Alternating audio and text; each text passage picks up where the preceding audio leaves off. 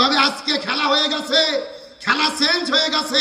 Doctor ইউনূসের বিরোধিতা করেছে, অথচ আজকে থাইল্যান্ডে নরেন্দ্র মোদী বাধ্য হয়েছে ডক্টর ইউনূসের কাছে বসতে, একই টেবিলে বসে রাতের খাবার খাচ্ছে, ডিনার করতেছে।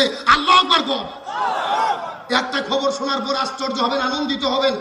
এশিয়া মহাদেশের 7টা দেশ মিলে একটা সংগঠন আছে যার নাম হলো বিমস্টেক। ভারত, বাংলাদেশ, মায়ানমার, নেপাল, ভুটান, শ্রীলঙ্কা, থাইল্যান্ড, এই 7 দেশ মিলে একটা সংগঠন বিমস্টেক।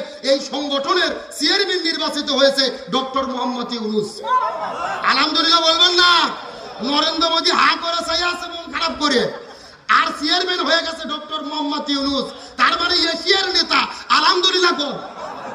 আমরা তো আগে জানতাম ডক্টর ইউনূস মানে হলো আমেরিকার দালাল, ইউরোপের দালাল। কিন্তু গত ঈদের আগে যখন চাইনাতে গেল ডক্টর মোহাম্মদ ইউনূস, যাওয়ার পরে দেখে আশ্চর্যজনক তথ্য, চীন দেশের হাইনান প্রদেশের তিনি একটা গভর্নরের উপদেষ্টা। তার মানে ইউনূস শুধু ইউরোপের না, ইউনূস শুধু আমেরিকার না, ইউনূস শুধু চাইনার না, ডক্টর ইউনূস হলো বিশ্ব লিডার।